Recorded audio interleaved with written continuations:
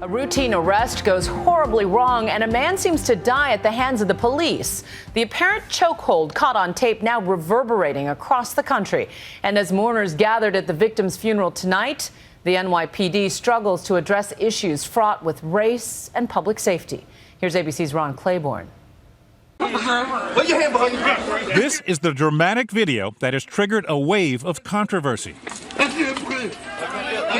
A violent confrontation on a New York City street that ends with one man, a black man, dead, and the police accused of using excessive force and even racism. So just how much force is too much for police departments across the country? This happens every day in Detroit, in Chicago, in Los Angeles, in Atlanta. This happens all across areas where there are large populations of people of color, and in rural areas. It is ugly, it is mean. We've seen this over and over and over. Mind my business. It all unfolded in a matter of minutes. Two plainclothes police officers confronting 43-year-old Eric Garner for allegedly selling loose cigarettes, a misdemeanor. I'm minding my business, officer. There's a tense standoff as Garner protests. I'm minding my business. Please just leave me alone. Watch as the two officers move in and try to physically arrest him. Garner seems to resist. Don't touch me, please. One of the officers puts his forearm around Garner's neck as other officers join in, and within seconds, the 350-pound man is down.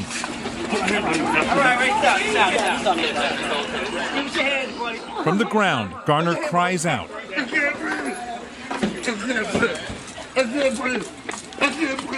For several long minutes, Garner lays on the ground, not moving. He was saying, stop resisting. He's like, I'm not resisting, and then it was, I can't breathe, and then that's it. You see his arm get stiff, and I already knew. Paramedics arrive. One of them is seen on the videotape speaking to Garner. Sir, is anything hurting right now in EMS? Sir, EMS is here. Answer their questions, okay? But they appear to do nothing. Finally, Garner is placed on a stretcher and taken by ambulance to a local hospital. About an hour later, the father of 6 children is pronounced dead. It just snatched my heart right out my chest, like I'm an empty shell right now. But I gotta stay strong for my kids. The cause of Garner's death is still unknown. Autopsy results are expected in several weeks. But already this case has taken on racial overtones.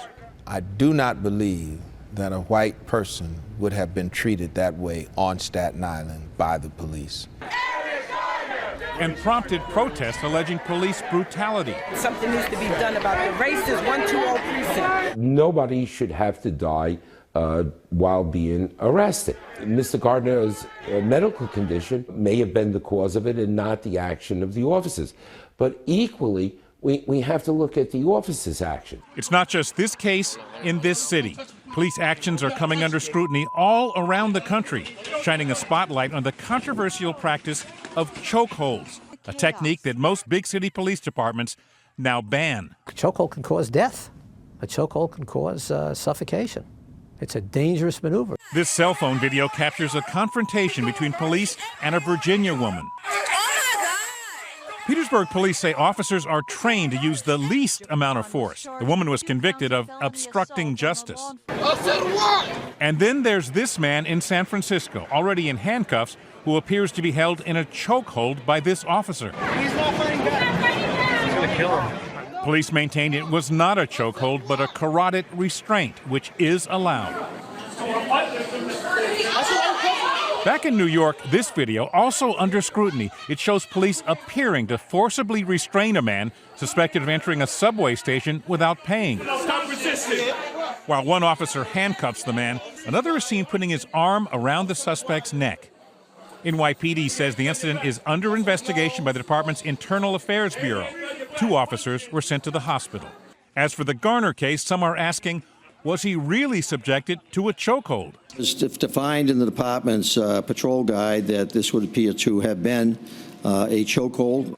But former New York City cop Pat Bonanno looked at the tape and he says it was not. I would be really hard-pressed to even call that a chokehold technique. That was more of a restraint technique, a submission technique. Garner had been arrested 31 times. The policemen's union said that sometimes force is necessary. At times, when officers are required to make an arrest, they must employ the use of force in order to get compliance. You resist arrest at your peril. Whether you're white, black, or whatever, police are going to knock you around if you resist arrest. Though still under investigation, the officer who put his arm around Garner's neck, identified as Daniel Pantaleo, an 8-year veteran, has been reassigned to desk duty pending the case's outcome, his badge and shield taken away. It turns out Pantaleo was the subject of 2 other lawsuits, one for wrongful arrest, the other for a strip search in broad daylight. The strip search case was settled out of court. The wrongful arrest case is still ongoing. And those 4 paramedics who responded to the scene and appeared to do nothing, they have been suspended without pay pending further investigation. What should be done as soon as an EMT arrives? Check for responsiveness, open his area, protecting his cervical spine. Did you see evidence of that? If it happened, it wasn't on the video. Don't touch me, please. Not touch me. The other police officers who took part in Garner's arrest are also facing potential departmental disciplinary charges, and some could potentially even face criminal charges. In response to what happened on Staten Island, Police Commissioner William Bratton has just ordered a massive overhaul of the entire force. There will be a retraining of every member of the New York City Police Department in the weeks, months, and potential years ahead. All 35,000 New York cops to be retrained in arrest procedures and the use of force. Tonight, a funeral service was held for Eric Garner. We have every right to want revenge.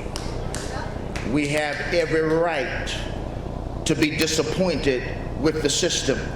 Hundreds of people turned out to protest. You think we are not going to fight this one?